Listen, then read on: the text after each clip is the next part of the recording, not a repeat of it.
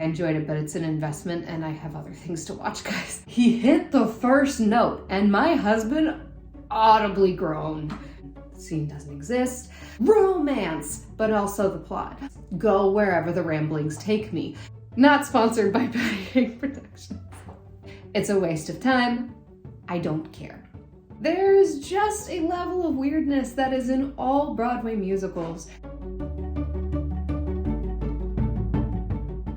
Hi guys, welcome back to another Nerd Rants. We are here to discuss Wicked for Good.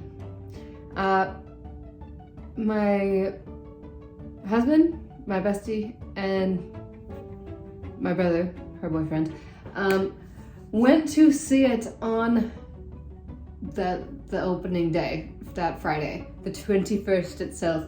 We didn't initially plan going opening weekend, but ended up being how it happened because Bryn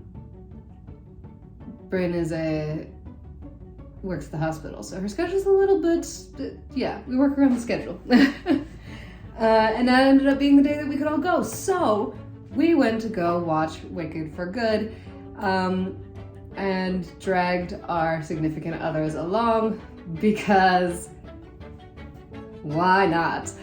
We dragged them along the first time, and so clearly we had to drag them along the second time. Thankfully, my husband appreciates music, and so he's not entirely opposed to being taken to a musical. My brother, on the other hand, is not a musical guy. Like, that's not the style of music that he listens to.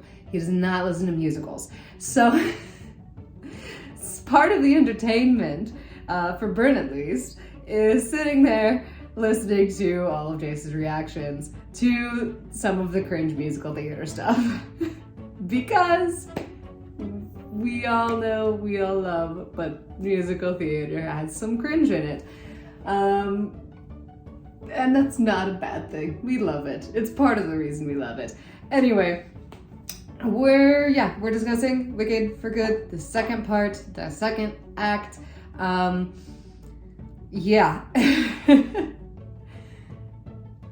Again, singing skills, like, peak nights. Sometimes I don't know how people do certain things vocally, but yeah. We'll get into specifics later, but yeah, vocals were great, were on point. Again, they kept it fairly accurate to the musical.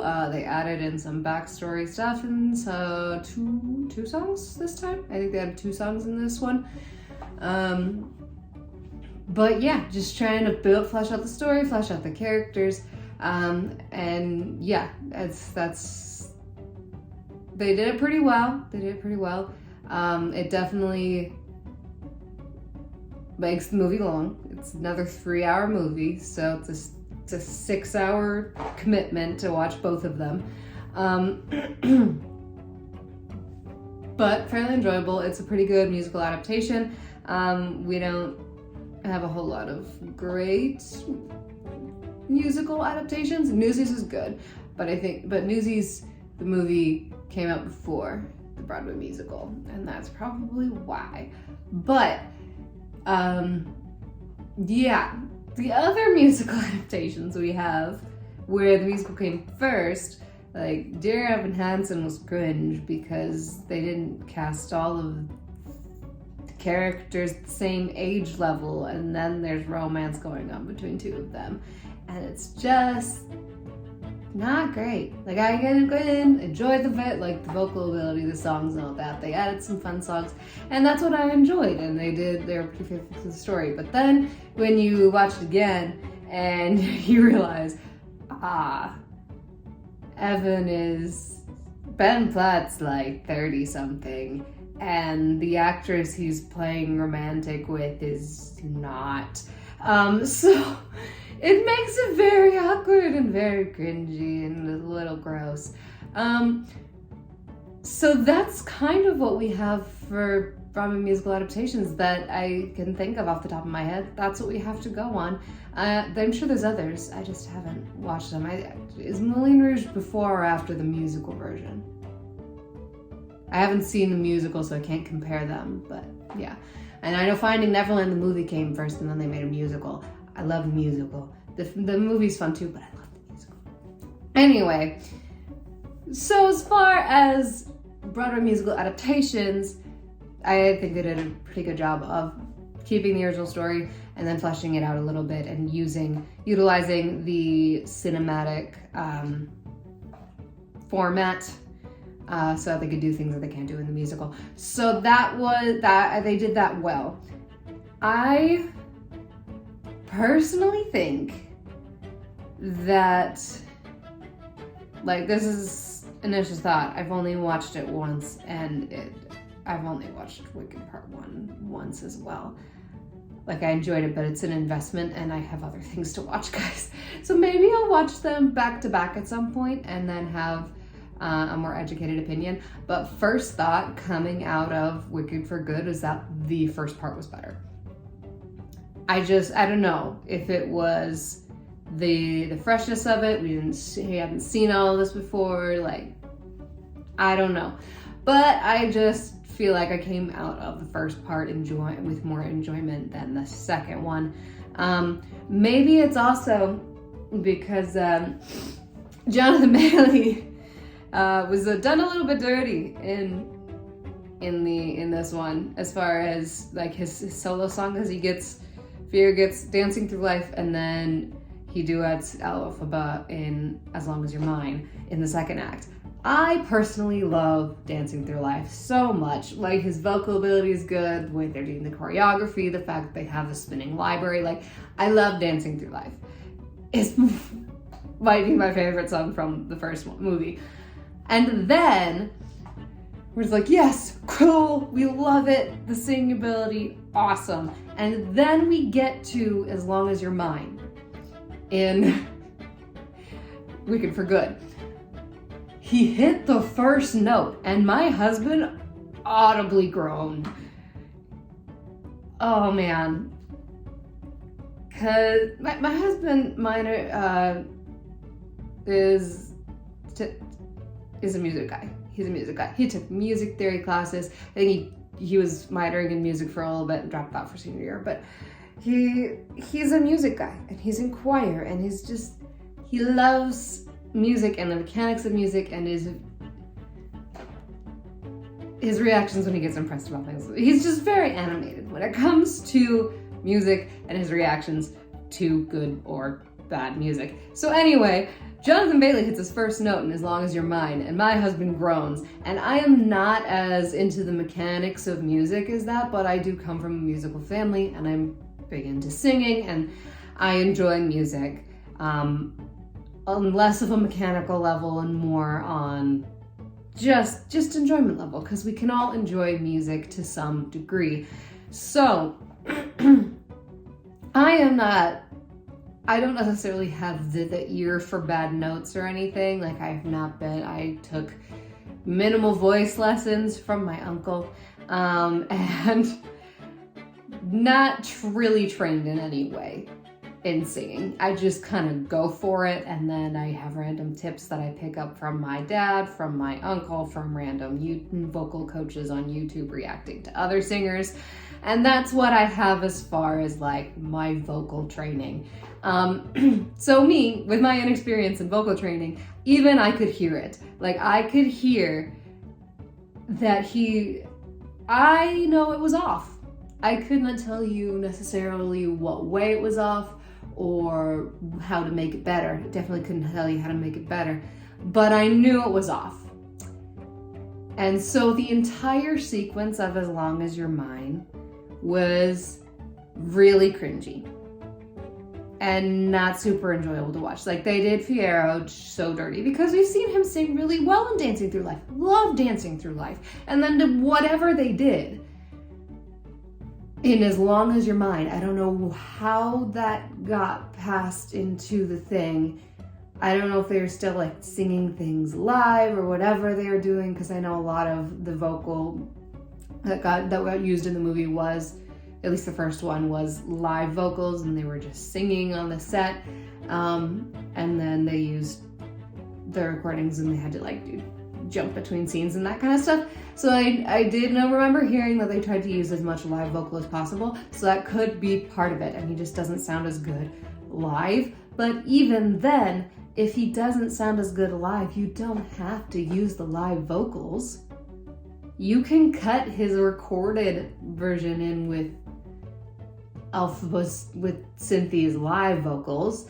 I'm sure there's a way to do that where it doesn't sound weird. But like, or just I don't know. It was bad. It was my least favorite sequence in the entire movie. It was really bad. And it also had the cringiest writing. Like, the entire scene was just cringe, and it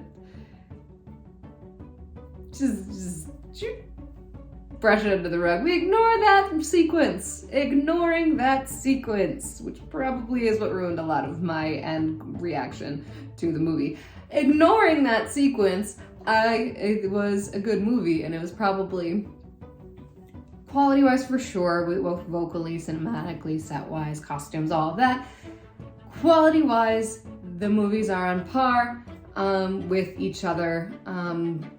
Musically, for the most part, on par with each other when we ignore As Long As Your Mind scene doesn't exist. Okay. But yeah, I did really have a fun time enjoying the movie. And I think the As Long As Your Mind scene is really what set the For Good lower, just because overall it was not fun to listen to Jonathan Bailey struggle through that song. And watching two people have a love scene is not my favorite thing, in case that has not been clear on this channel with other reviews. I'm not the biggest fan of love scenes on screen because they don't need to exist. And yeah. Thankfully, it's just them dancing and flying around, and there's nothing explicit. If it got anywhere near explicit, then we'd have another rant coming. But yeah, I always cringe a little bit at romance scenes, usually.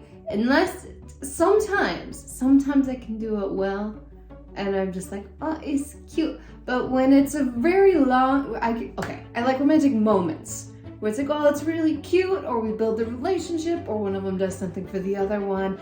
That's great. Love that. And building a relationship that way. When it's a really long, prolonged 5-minute scene of one moment, it feels like they're dragging it out, and I get a little tired of it. I'm not huge on romance. Like, I don't read romance books. I'm not the biggest fan of like romantic movies. There's the occasional rom-com I might be able to get into, but like that is not.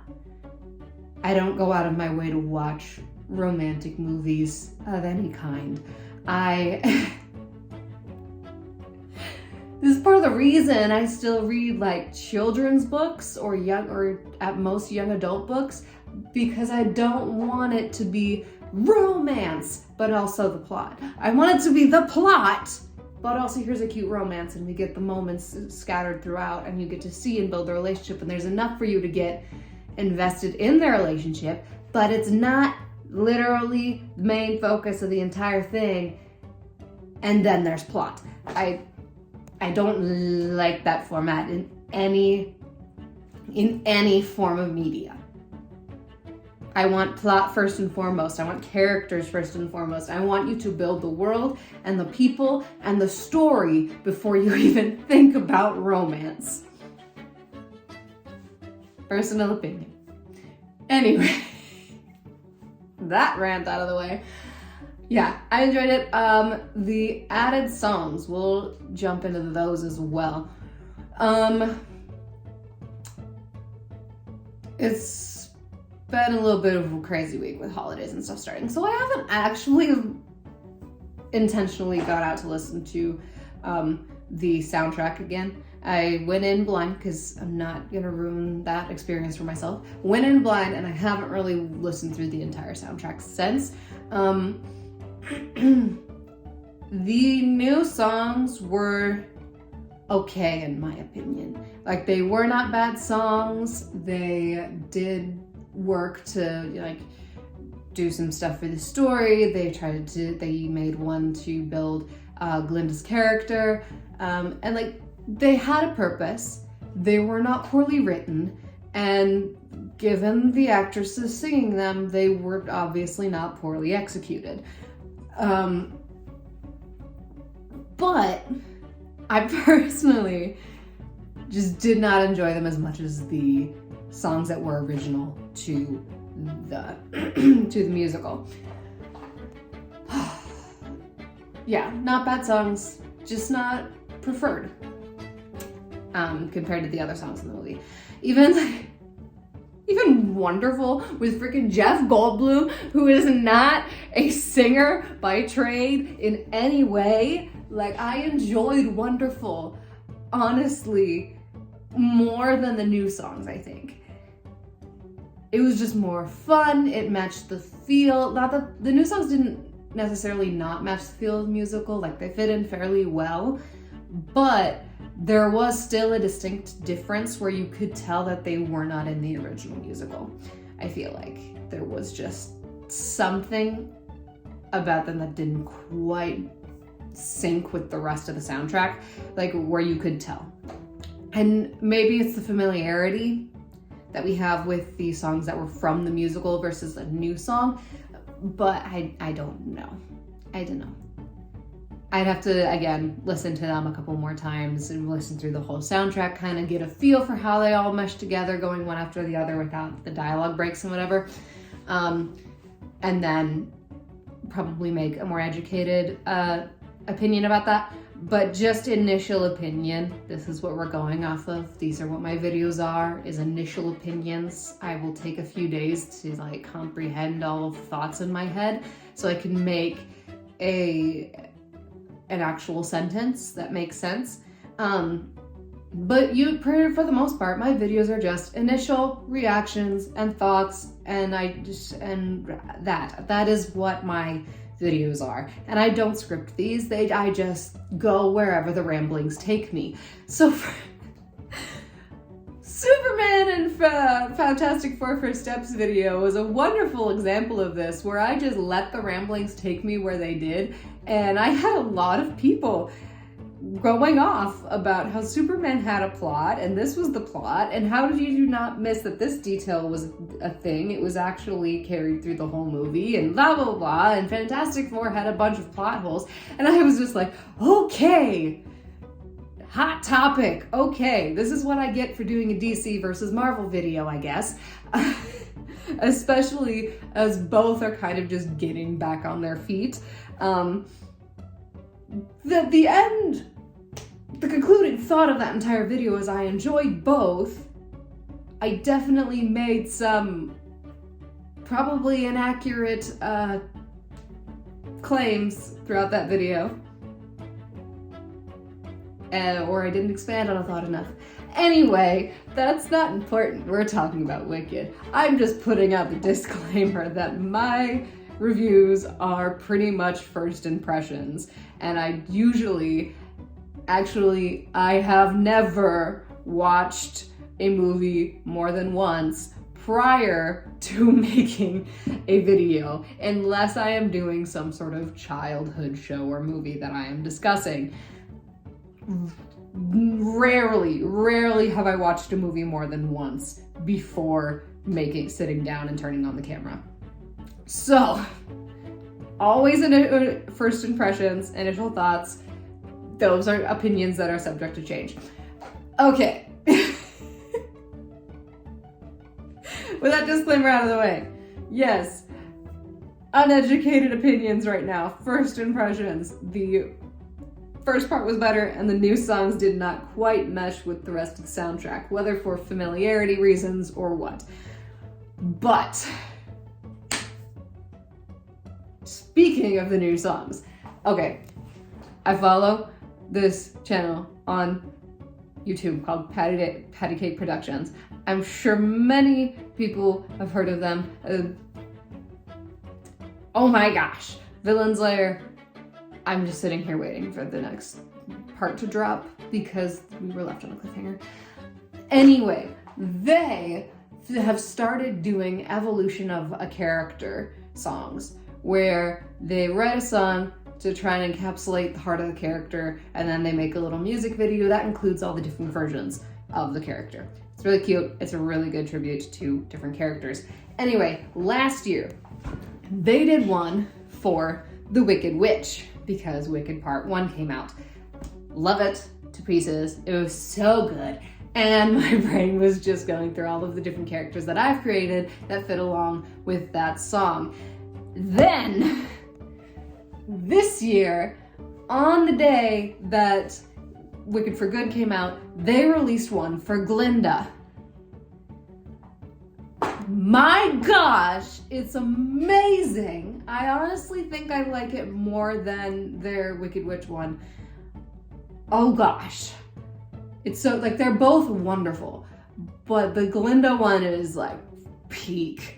Maybe it's because Rachel Potter's involved and I just really enjoy her voice. But anyway, oh gosh, it's so good. And it hits me really, it hits really hard. It goes so hard. And I sit there going, like, there's a comment in their section. There's a person that went in the comment section and went, yeah, the real Girl in the Bubble song, like the one they had in the movie was good, but this hits harder. And I was like, yes, that is exactly how I feel. I feel this. And I just, I just had to put that out there. They're so good. Patty Cake Productions in general is just wonderful. But their evolution of Glinda song, oh, it's peak. It's so peak. I love it. I love it a lot. Anyway, random plug.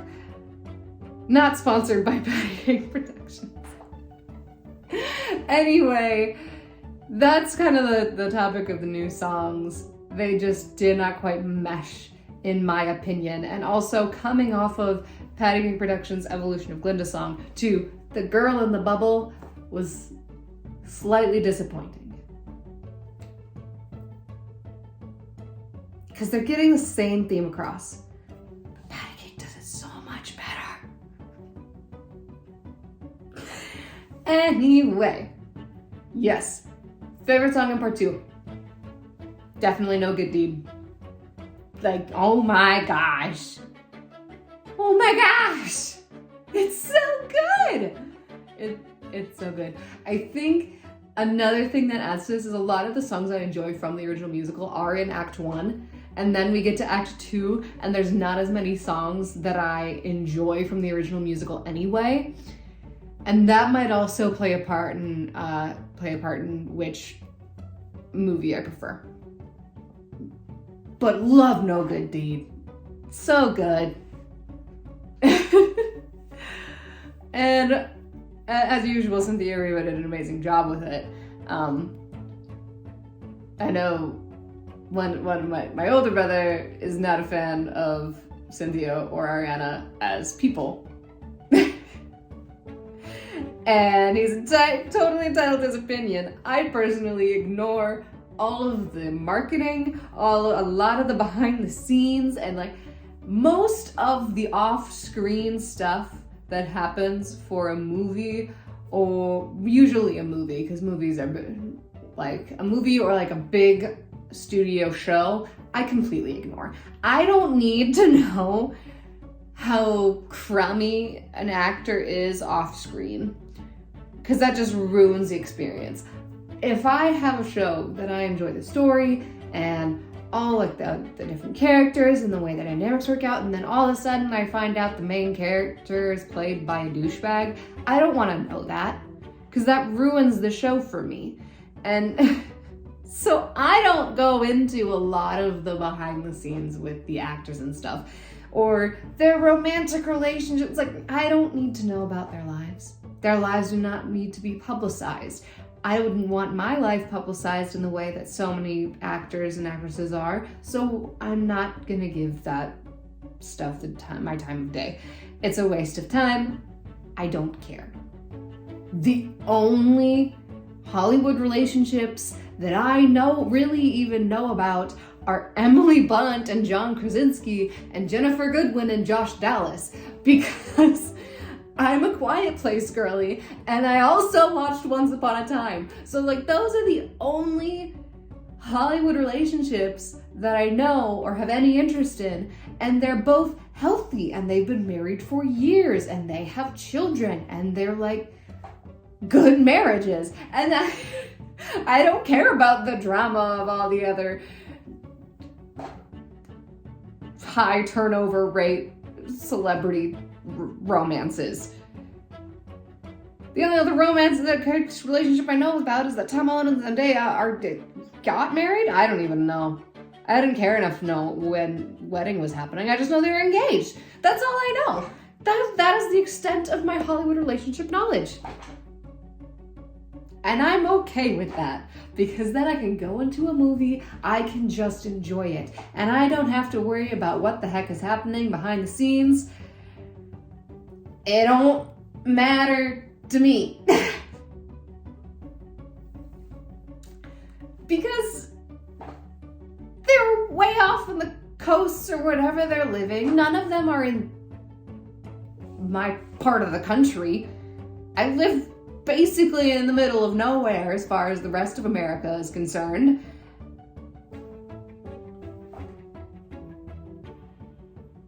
So their lives should not affect mine, because they're actors, so I don't give a crap.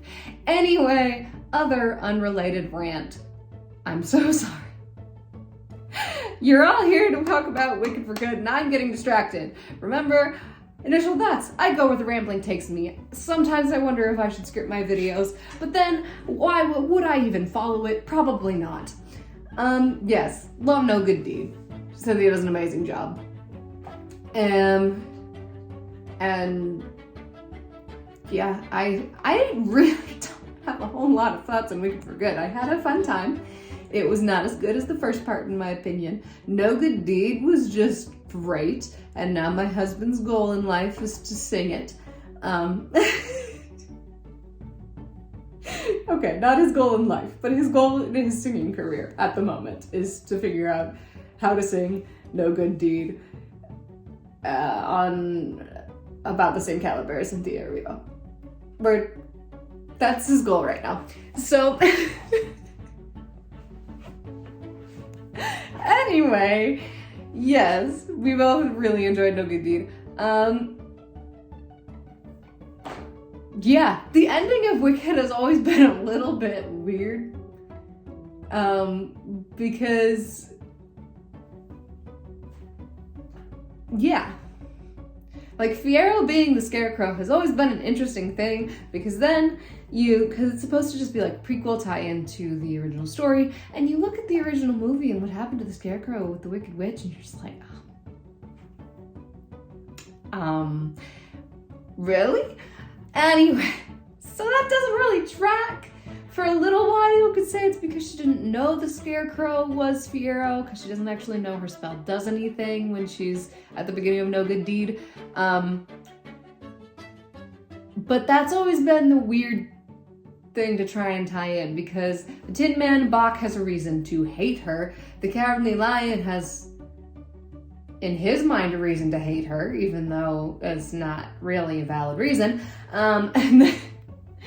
But Fiyero has no reason to hate her, and so you're like, I don't know what to do with this.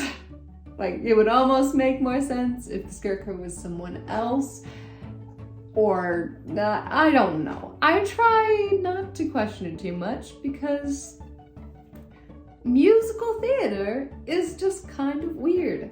There's just a level of weirdness that is in all Broadway musicals. Do not get me started on Heathers. My gosh. Or, dang it, I'm blanking on the name of the musical. But the one with the pill that has a supercomputer that takes over everyone, they turn into zombies because they're all trying to be cool. I'm blanking on the name of that one. Yeah, musicals are weird. Musicals most of the time are really weird. Like the most grounded musical I have ever found, I love it to death, is Finding Neverland. It's adorable and I love it, and it is so grounded because all of the fantastical things that are happening are just in the character's imagination, and I love it. I love it so much. Specifically the version with Jeremy Jordan in it before they decided to boot him for Matthew Morrison. No offense to Matthew Morrison, but Jeremy's better. I'm sorry. I have my opinions about Jeremy Jordan, and he has been gypped far too many times for so many projects. Anyway, I'm not going on another random rant. That is not applicable. We're not doing it. We're not doing it. Okay. Yes, Wicked for Good. Enjoyable movie. I think it was a good continuation of the first one. But yeah, there's just I do like that they gave Glinda a short little reprise of I'm Not That Girl after Fiyero leaves her for Elphaba. That was a cool little add-in. Because that's not in the original musical. It's been a hot minute since I've seen the original musical, but I don't think she has that moment in the original musical, if I'm remembering correctly, and that was really cool to add that as she stands in the ruins of her wedding. But yeah, it was fun. I liked it.